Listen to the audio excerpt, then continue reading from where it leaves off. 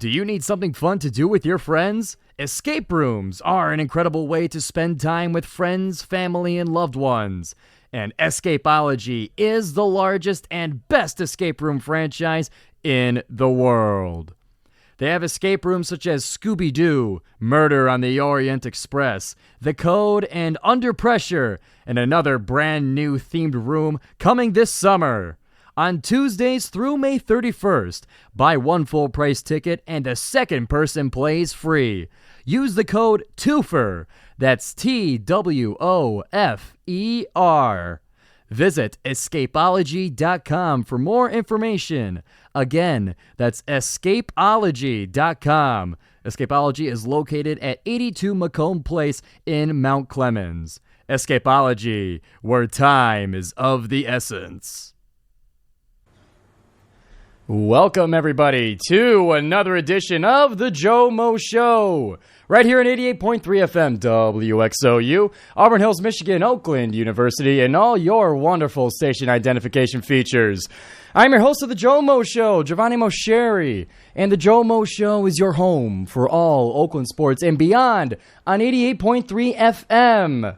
Don't forget to follow WXOU on our MBB award-winning social media platforms. That would include Instagram, that would include TikTok, and Twitter as well. And while you're on the internet and you're trying to find WXOU on social media, I'm on there too. Give me a little quick click, a little follow there. I'm also on Instagram, I'm also on Twitter, and somewhere there's a TikTok. You might have to go digging for it. But the GioMoShow itself has its own Instagram page as well. You can follow that at the GioMoShow on Instagram. That's a place to find all the updates and clips of stuff on the GioMoShow, so that's surely the place to be. And if you're not with me right now on YouTube, you're not with me on the GioMoShow's YouTube page, if you're not with me on the TuneIn Radio app, if you're not with me on the FM signal, then no worries, I got you covered. The GioMoShow is recorded and posted to YouTube and Spotify every week, so there is no way to miss the GioMoShow, no way to miss your Oakland sports and beyond. So, for today's menu, I think there was a big game going on last night. We'll talk about that one a little bit as well, but it was a big weekend for Oakland basketball as well. 2 tough losses and 2 big wins are what we'll be covering for the men's and women's team before we get into the Super Bowl coverage. There's some news coming out. The baseball and softball season are starting up too. We'll save that for next week when there's not a Super Bowl to have to cover in the meantime. So we'll get that all going here on the GioMoShow. So let's get rolling here with the GioMoShow. We'll start with a couple broadcasts. Heads up for you guys. Saturday, the 17th, the men will be playing at home against IUPUI, and WXOU will be covering that game as well. We'll have an interview at halftime with the Oakland Post as well. So be sure, Saturday, that's 3 o'clock, Golden Grizzlies against IUPUI right here on WXOU. So what happened for these Golden Grizzlies basketball teams? Why did I give them such a big little teaser in the intro? Well, it started with a loss for the men's team. They were on the road this weekend, starting with Thursday at Northern Kentucky. It was a tough overtime loss for the Golden Grizzlies. Final score was 99-89. So Oakland was up by as much as 9 points in the first half, but they went into halftime being up only by 2. So the lead dwindled a little bit going into the tunnel. But Oakland would maintain their lead throughout the second half. It would get close within about 1 to 2 possessions. Northern Kentucky was not giving up that entire game, and they kept it close throughout against the Golden Grizzlies. And with the last chance to do it, with the last chance to win the game, it was just about tied at the end. Both teams had chances to tie the game. Oakland had 2 chances, and Northern Kentucky had 1, but none were made and sent the game into overtime. And then in overtime, the Golden Grizzlies had trouble getting going, not scoring a field goal in the first 3 minutes of the extra 5. And that ended up with Northern Kentucky taking the lead and winning 99-89. So in this tough loss for the Golden Grizzlies, let's go through the box score. Blake Lampman led the Golden Grizzlies in scoring with a sky-high 24 points. He was 7 of 19 from the floor and 6 of 18 from the 3 and made all 4 of his free throws. Jack Golke also piled on with the threes as well. He made 7 of them off of 20 attempts to get him 21 points. And Trey Townsend, 8 of 17 from the floor, 4 of 5 from the free throw line, and 9 rebounds for a total of 20 points. So that's 3 Golden Grizzlies in the 20s, still coming up 10 points shy of the Northern Kentucky Norse. But they shook that off and went right into Dayton, Ohio for what was an electric game that you guys heard and watched here on WXOU Sports. Be sure to go and subscribe on YouTube to WXOU Sports. We got our broadcasts now soon to be on YouTube Live as well. Just like you're seeing the GioMoShow here live, WXOU broadcasts will soon be of the same nature. So be sure to subscribe to not miss a game, not miss a live stream, or highlights, or interviews, or sports shows. So be sure to give that a subscription.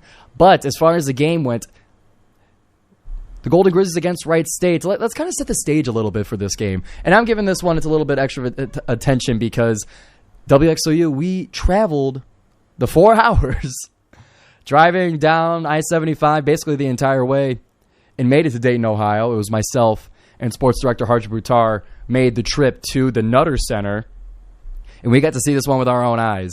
And I got to see it with my own eyes as well as a pair of binoculars because they had us up really high. They had us up in the concourse probably like 50 rows high. It was tough to see. But Wright State rather is probably, and I believe would still stand as the top offense in the Horizon League. They were top of the country going into the game. They were 1 and then recently down to 2 going into the game. 2 in the country in field goal percentage. And that's real business. In the Horizon League, they hold the number 1, 2, and 3 individual spots for field goal percentage. So basically what I'm painting the picture of is that Wright State is lethal on offense. Now, they do give up the most points in the Horizon League, but they've been 7-2 at home with that as well. So it was going to be a tough matchup, especially coming off of an overtime loss to Northern Kentucky. It was going to be tough for the Golden Grizzlies, but they made quick work of the Raiders, winning by 14 in the Nutter Center. 74-60 was the final score. And Oakland was just smothering Wright State on defense. Whether it was down in the paint and you got Baru tipping shots from the 2 bigs of Wright State, whether it was doubling Trey Calvin at times, which you got to do for him as a preseason Horizon League Player of the Year.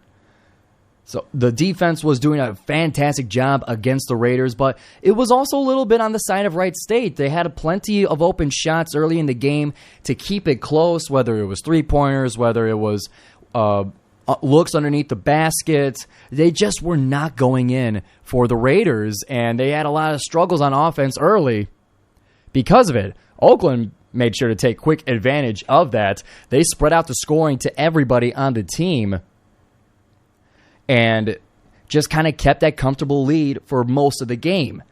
It did get within a possession. It got within 3 in the second half, but after that, Oakland just kept a comfortable lead, kept the Nutter Center crowd out of it, and cruised to their second, at least from my experience here at WXOU, their second win in the Nutter Center in a row. Last year was won by Rocket Watts, a late corner 3, and then this year was a sizable 14-point lead. So now getting to the box score here, Trey Townsend led the Golden Grizzlies in scoring, 19 points, 7 rebounds, and he was an efficient 9 of 14 from the floor, and he made a 3 as well late in the game, just to have a little fun with it. But the star of the game had to be DQ Cole. Only 29 minutes played, but he had 15 and 11. He led the Golden Grizzlies in rebounds from the guard position. He was an efficient 7 of 11 from the field and 1 of 2 from 3.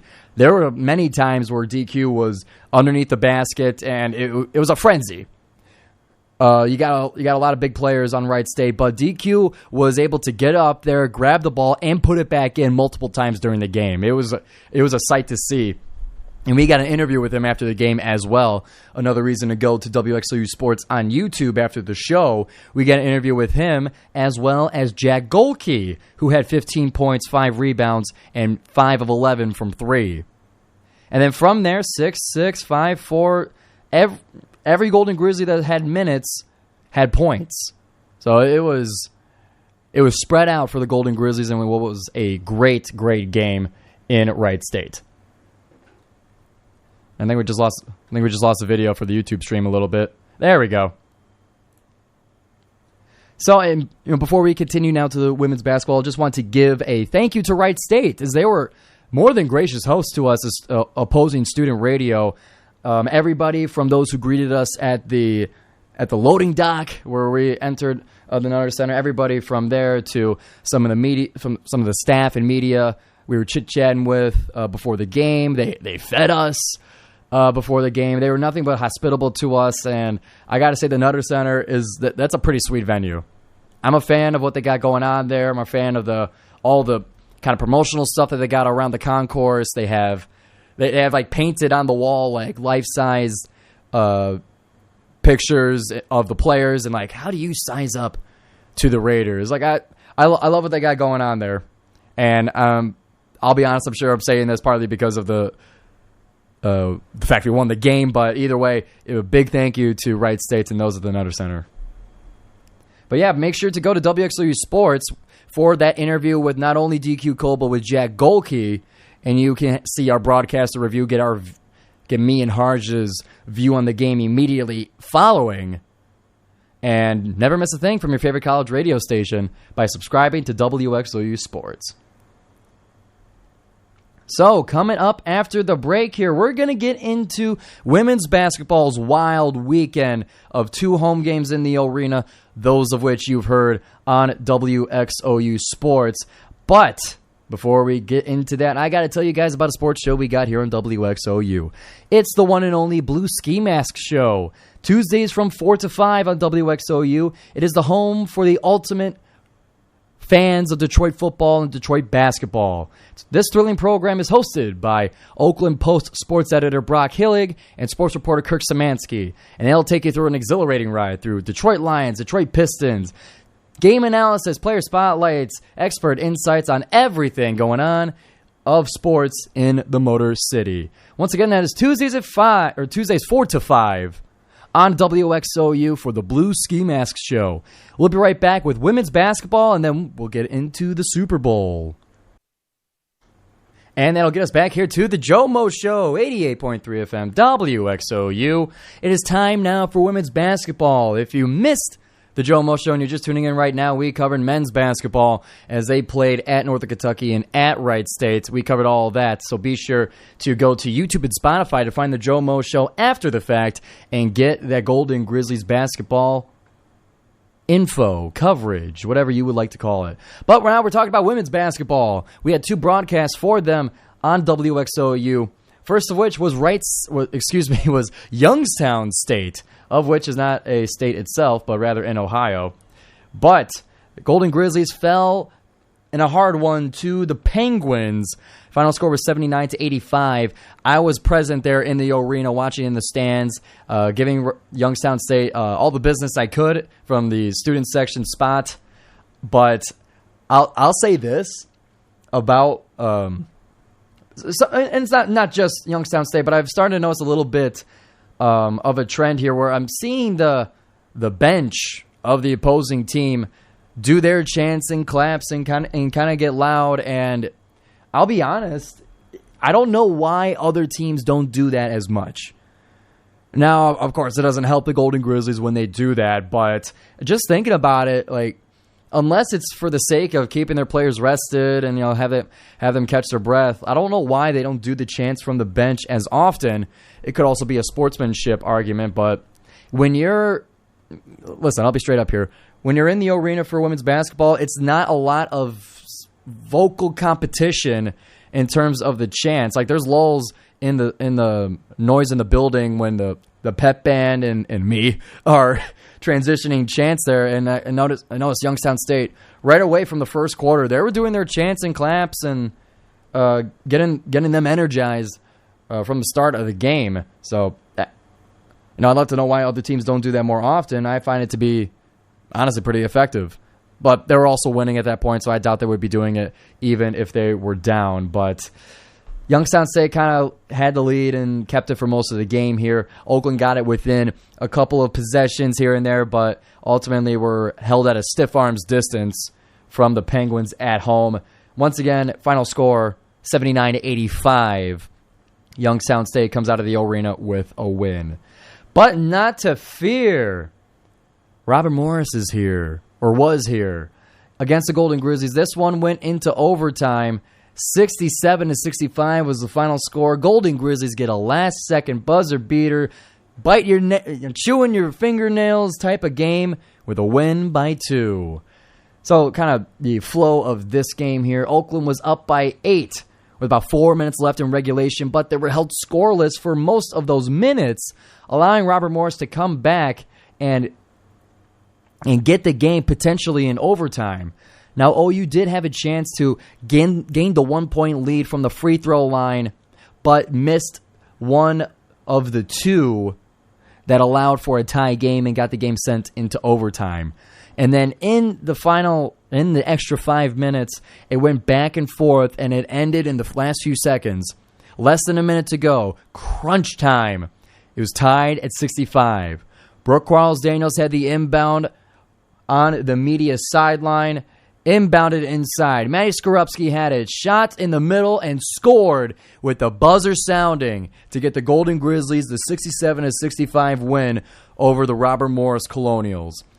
We have an interview with Linda Van Schaik and got the veterans' thoughts on the game up on WXOU Sports, as well as the full broadcast, as well as the broadcaster recap with Noah and Joey. So be sure to find that as well. And the same thing for the previous Youngstown State game. We got it cooking on WXOU Sports on YouTube. So I would recommend a subscription to make sure you don't miss any of that. There's no better way to keep up with the Golden Grizzlies than on WXOU Sports.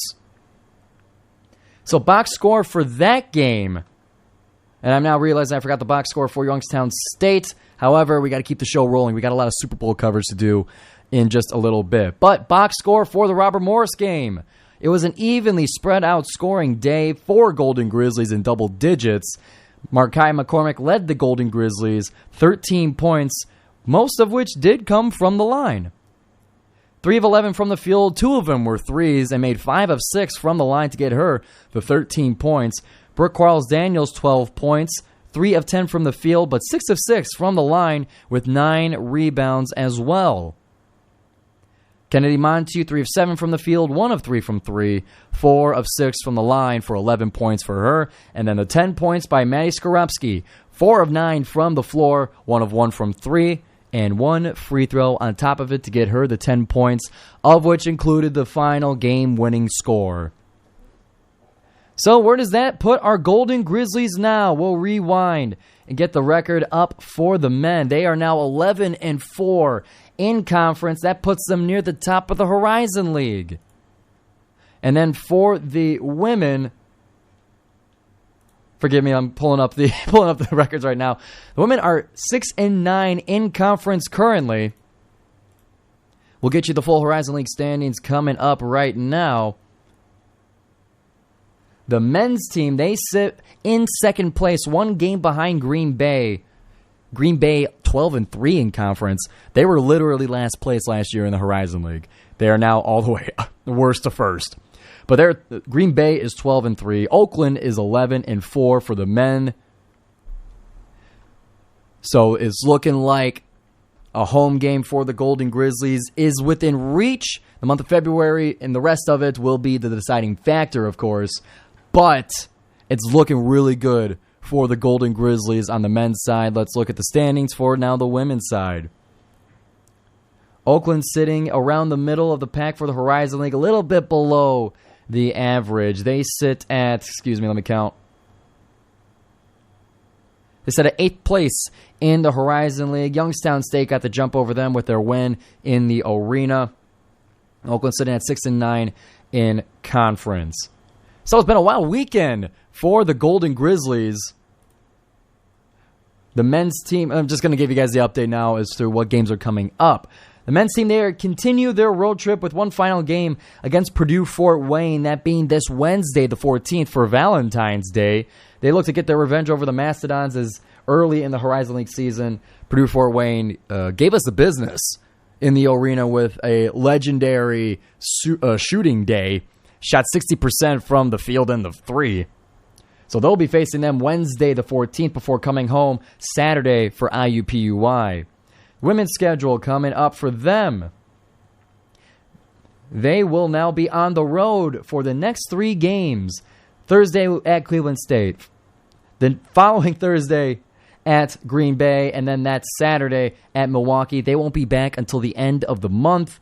The 29th, they return to face Wright State, and then March 2nd for the final game of the season, or regular season, against IUPUI. You can find all your schedules and stuff on GoldenGrizzlies.com. Get your schedules for men's and women's basketball, and for home games, you can expect WXOU to be there. So that will wrap up the Oakland sports section of the Joe Show. Normally we would cover ACHA D3 hockey. We'll give them a little bit of shine here, but we'll give them a bigger focus next week. They played a series against Northwood to finish out their regular season, and they are now looking for the ACHA National Tournament coming up soon. And as mentioned in the intro, baseball and softball, their seasons are going to be starting soon. This week they'll be in their first games. Preseason polls have come out for each team. We'll cover them next week on the Joe Show. But we have a pretty big game to cover here after the break. It's the one and only Super Bowl. You guys all watched it. Kansas City got the win. And a little salty about it. I believe, to give you guys a teaser, I believe the way the Chiefs won and the way the Chiefs have played this season goes against the meritocracy that sports is built on. We'll explain more on the Joe Show when we come back. Another WXOU show I got to tell you about before we go. The Eli Andrews Show every Thursday at 10 o'clock here on WXOU. After 10 p.m., the FCC gets a little bit looser on the guidelines, and Eli and Andrew, hosts of the show, take full advantage. They ask their guests the wildest questions, of which they give each other to ask, so they don't even know what's going to be asked on the show, so you can join in on the hilarity. Thursdays at 10 p.m. on WXOU for the Eli Andrews Show. And we'll be right back here on the Joe Show for Super Bowl 58's coverage. So welcome back, everybody, to the Joe Show. It is time to talk about the Super Bowl. I made sure to leave a little bit of time here for my thoughts on it. And if you guys know the Joe Show a little bit, this is where it gets a little bit looser. This is where it gets a little bit crazier. And where I do have notes. They were written sporadically throughout the game, kind of keeping tabs on, what happened during the game, kind of the flow of it. And I'll tell you what, I'm a little bit upset about how the game went, about who won it, about who was in it. And I wasn't upset about it until I started watching. I didn't get a chance to watch it live with my own eyes until the end of the first quarter, as I had other obligations right at the start of the game. But the first half was wild. It had 2 fumbles by the star running backs. You had a record-setting Super Bowl field goal by Jake Moody. You had Dre Greenlaw getting whacked on the sideline with a non-contact Achilles injury. You had the Chiefs being boneheads with all the kinds of penalties and slapping a 49er in front of the ref. You had just other penalties like that. Yeah. What was the other one? Yeah, intentional grounding by Mahomes, as all the little chest pass, the flick of the wrist, and what I would say is irresponsible care of the football. Finally got called for intentional grounding on that one. So that happened in the half. You had a double pass touchdown from wide receiver Juwan Jennings to Christian McCaffrey to break the game open a little bit, and you had Kelsey held to one catch for 1 yard in the first half of the Super Bowl. It was ugly. It was like both. I mean, this is all credit to the strength of both of the team's defenses, but it was like they didn't quite know what they wanted to do. It's like nothing seemed to be working very well, but like you were kind of getting away with it and still moving down the field. Like it had a weird flavor to it, and it ended with a low-scoring 10-3. 49ers up by 3. They saved themselves a touchdown by the Chiefs. The defense held strong, forcing a field goal by the butt kicker, Harrison Buckner. And it was just a weird start to the game. It wasn't very flashy. It wasn't very exciting. It's honestly what a lot of people were expecting for the Super Bowl. I like to believe that I share those thoughts as well, but just because the two defenses are good. One is good for I don't want to twist my tongue here, but I would say like the 49ers are a good defense a lot because of their stars, and the Chiefs are a lot more of the coordinator. Of course, they have stars, but one's got a little bit of a focus on each side.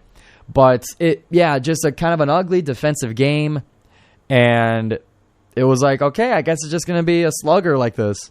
It ended up being that way, but it was what it was. Getting into now the halftime show. So most of my opinions lie in the second half of the Super Bowl. But I want to say for the halftime show, I loved it, dude. I don't know what you guys thought about it. A lot of people were saying like it was kind of whatever.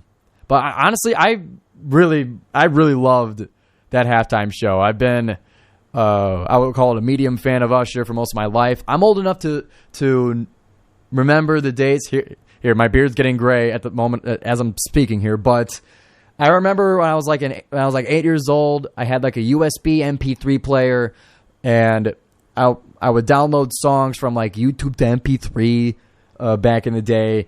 I remember singing to my parents, DJ Got Us Falling in Love by Usher. Like Usher's been around ever since I have, and I'm a huge fan of his songs. Yeah is literally one of my favorite songs, like, of all time, I would say.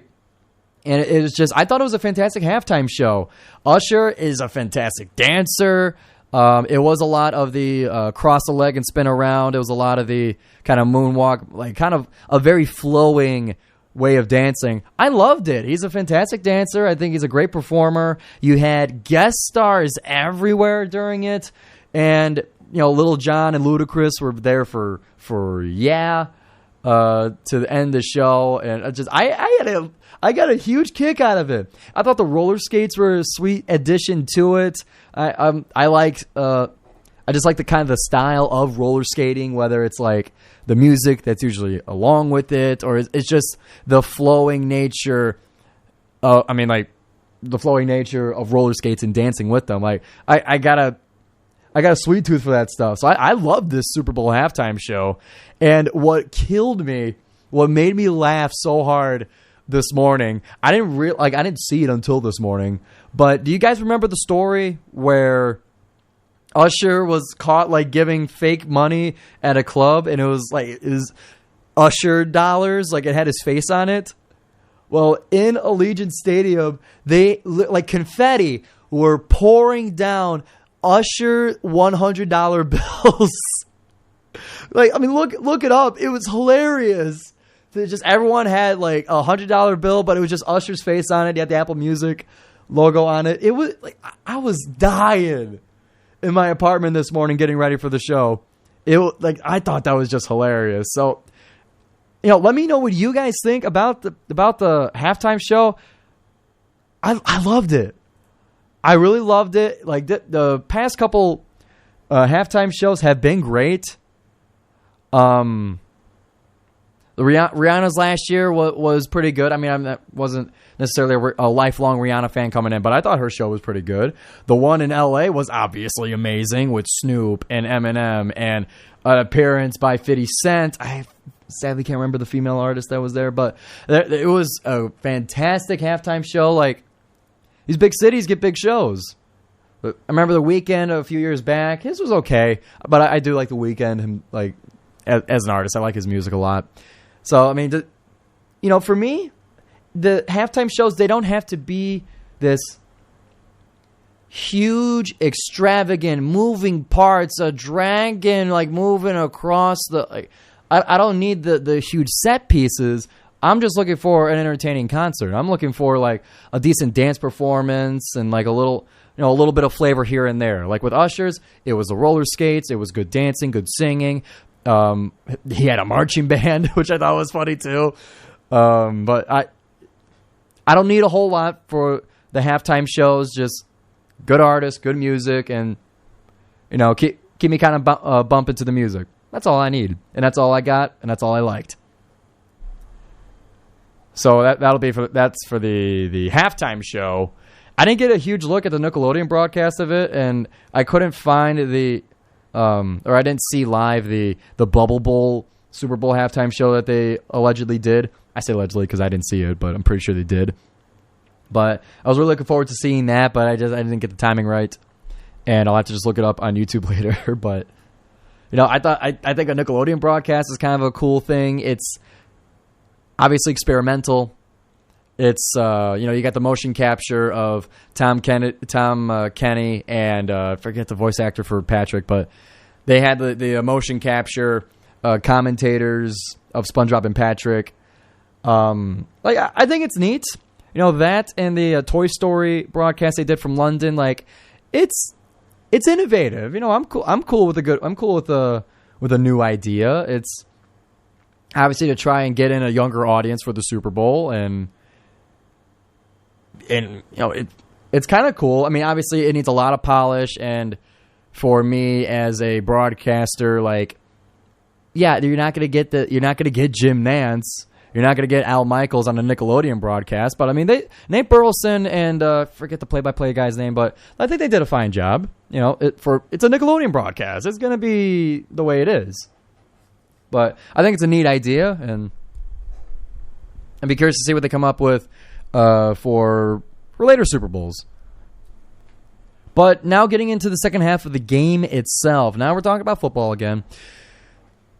Let's kind of just go like I said. I was typing just stuff happening and my immediate reaction to it as it was happening. So the second half, the Chiefs start with a flick of the wrist that ended up being dropped and lost for a huge gain. And I'm starting to build the narrative. Like it was a little toss Pacheco, but the toss was more of a careless flick. And Pacheco drops it and has to pick it up way, I think 12 yards back. Like it was a bad play. And I started to build a narrative of Mahomes can't keep doing these careless flicks of the wrist. You have to be smart with the football, and these backyard tricks are not going to hold up forever. And I was just, I hate that's the way that the Chiefs play. To me, I see it as undisciplined. I see it as careless. And I see it as there being almost no consequences for playing the game recklessly like that.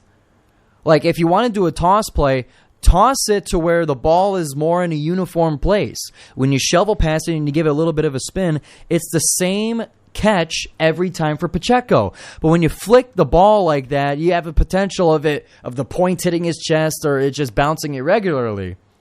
And that really frustrates me. But somehow they keep getting away with it as that didn't even matter, and they kept the drive going until Mahomes throws a pick. And then I'm thinking okay, now there's no way that the way the Chiefs play ball, that careless way that I've been talking about, now there's no way that they can recover from it. And this is for the Niners. Although I did also write in parentheses, at least until they make a magic comeback and it doesn't even matter what happens. I wrote that in the middle of the third quarter. I knew it was going to happen. It doesn't matter what the Chiefs do. There's no consequences. It doesn't matter that the receivers drop ball. I'm getting ahead of myself. Let's keep going through the game. Let me hold on here.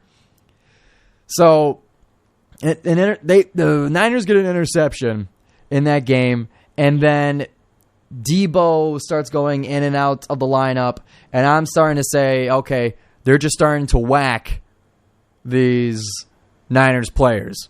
Greenlaw goes out mysteriously. Debo goes out mysteriously. Eventually, Niners O-lineman goes out mysteriously. Or not, I guess not as mysteriously, but I'm just like, dude, this game's looking fixed. I mean, I'm being a hater here. I'm being dramatic, but it's like, it's just destiny. I knew the entire time that the Chiefs were going to win this somehow. It wasn't going to be through, the best of circumstances. It wasn't going to be through sheer dominance and I would say ultimate deserving of the win. It was just going to happen, and it doesn't matter how. So let's keep going through my angry notes here throughout the second half. After the interception, I said, all these years of flashy but bad football will finally catch up to them. I was wrong. Debo gets injured, and then I'm starting to get upset that there are no consequences for the Chiefs. And this was after the play where the punt just randomly hits the heel of a 49er. After their special teams have been dominant the entire game, the punt just hits his heel, causing a fumble, of which the Chiefs recovered at the 10-yard line. And they immediately scored a touchdown. And that's where they got their lead, 12-10. That's where I'm saying it doesn't matter how the Chiefs play. It doesn't matter how bad the receivers are. It doesn't matter that Mahomes is throwing picks and the snaps are bad, there's fumbles. None of it matters. There's no consequences for it because there's the Chiefs and because there's Mahomes. It's so frustrating to me. We'll talk about it again in a little bit. This is gonna keep flashing up for me, so forgive me for keep teasing it. But now the Chiefs are up 12-10, and you're like, oh God, here we go. And then the Niners, they go on a drive, and Jauan Jennings catches a touchdown pass for now he has a receiving touchdown and a passing touchdown. Right away, I'm thinking he's Super Bowl MVP. At this point, before that, I had no idea who the MVP was going to be. If I was thinking Mahomes was playing bad enough, and I think or not spectacularly enough, which he was at that point. I didn't think he was like an obvious Super Bowl MVP, and it still leaves room for someone on the Chiefs to get it. But otherwise, I'm like, if the Niners win, it's Jauan Jennings. They're not going to give it to Purdy. You throw a touchdown and you catch a touchdown in the Super Bowl, boom, you get it. It's not uncommon for a receiver to get it anymore. So I was thinking, my first thought was boom, Super Bowl MVP.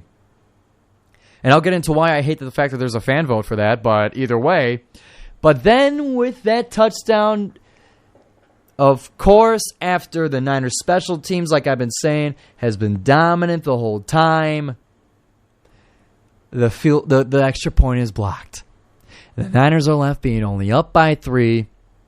At this point of the game, it's I think 13-16. Niners could have been up by 4, but it had to get blocked. And it's just what is happening here? It's just, the fix is in.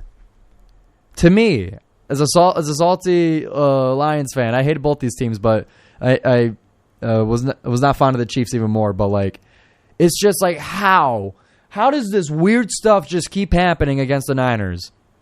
It was incredible to me. And at this point, I just knew that absolutely that the Chiefs were going to get it. I knew that Mahomes was going to be MVP, even though still up to this point he wasn't playing his best. And it's just, I literally typed out the phrase that trophy case padding. I was deep in my hater bag for this. Okay, I'm getting furious at this point of the game. So now, basically, I mean, you know the rest. You guys know the rest of the story. Chiefs tie up the game. They could have won it in regulation, but they decided to take it into overtime for the second ever Super Bowl overtime. Niners get a field goal. Chiefs go down and score and win the game in overtime. So the Chiefs did it. They were down by 10, and Kyle Shanahan gave it up again with the most talented team in the league against Mahomes, making them back-to-back. And now I got to see even more Chiefs, and I got to see even more Swift, and I got to see even more State Farm commercials, and it's got to be Groundhog's Day again. Chiefs, Chiefs, Chiefs. If you guys know me as a sports fan, I hate old winners. Give me the new winners.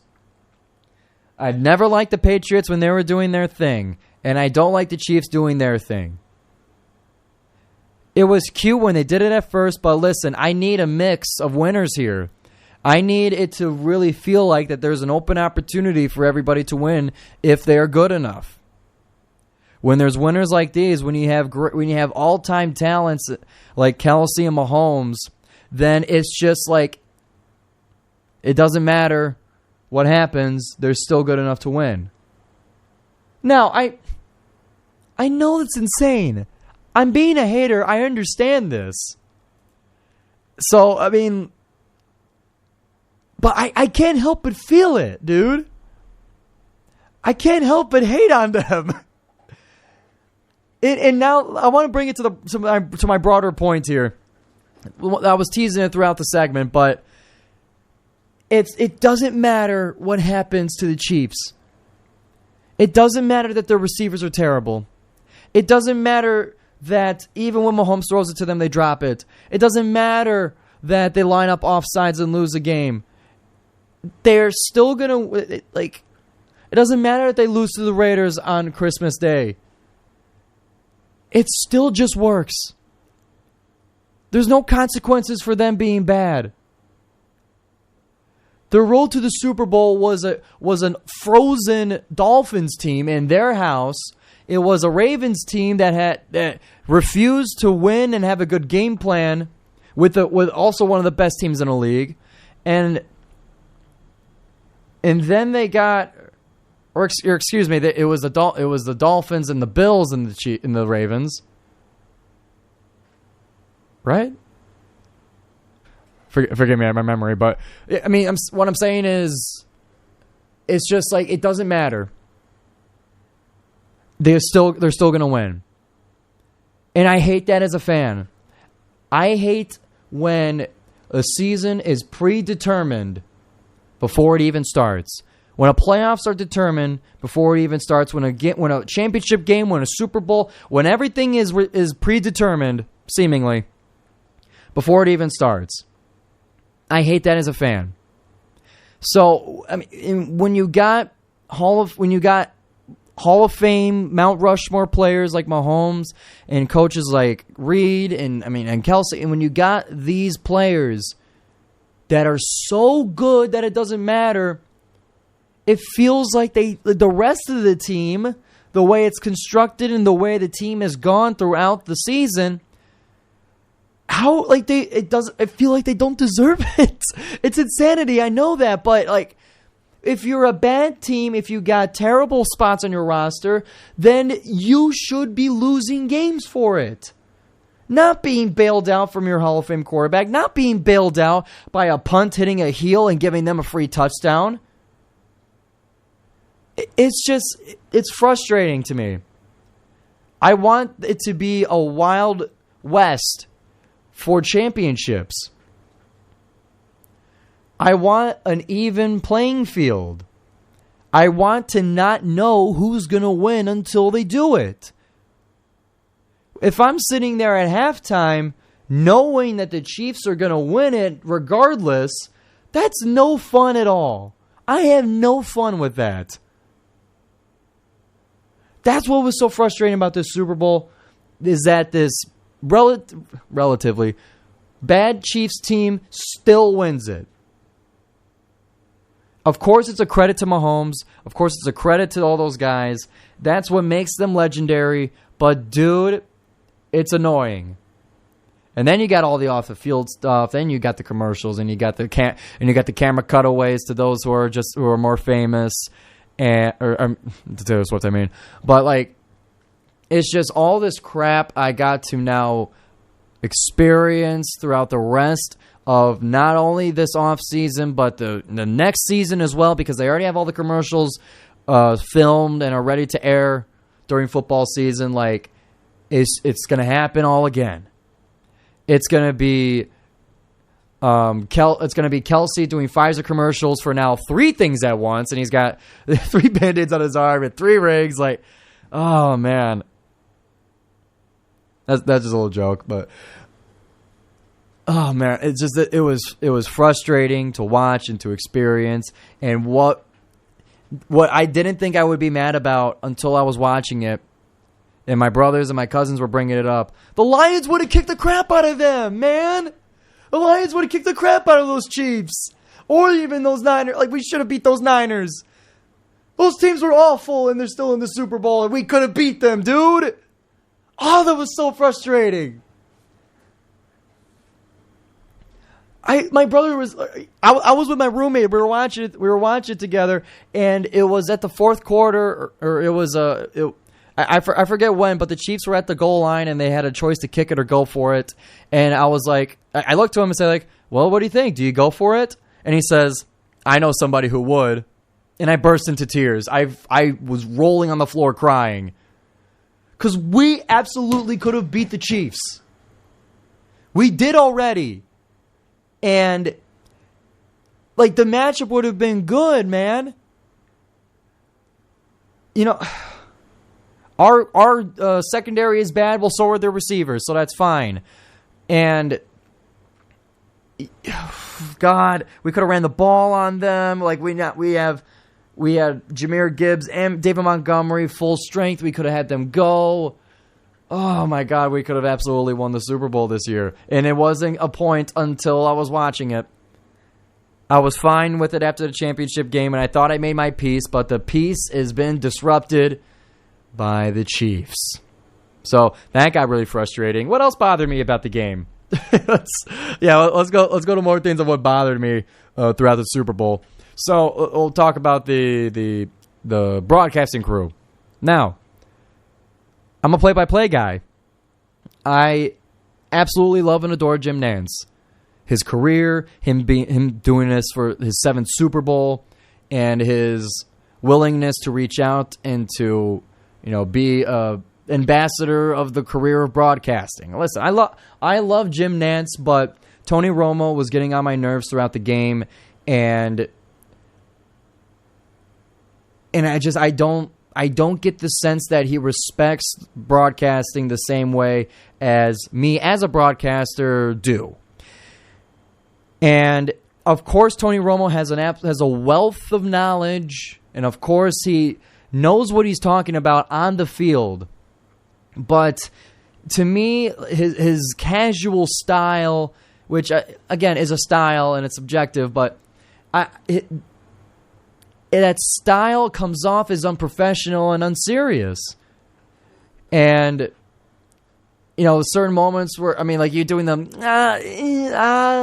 him predicting plays, and like it's not. I don't want. It's not disrespectful to broadcasting, but like it's a little bit like, dude, like let's be a little bit professional here. This is the Super Bowl, and there wasn't anything egregious, but it's just I don't like his style. And it's just I need a little bit more professionalism from my broadcasters. Yes, you can have fun, and yes, you can joke around, and obviously have chemistry with your co-star. But like, I got a hard time with the style. It's hard to put into words, which I should be able to do as a broadcaster. But it's just I don't like his style, and I like the crew for Jim Nantz, not as much for Romo. I think he sounds unprepared at times, but then there's also times where he's really prepared, and it's just more professionalism, more consistency for Mr. Romo, and then I'll be good. Then it's a fantastic broadcasting crew, but I'm not a fan of Romo. Especially with the overwhelming adoration for Kelsey and Mahomes. Just a little over the top.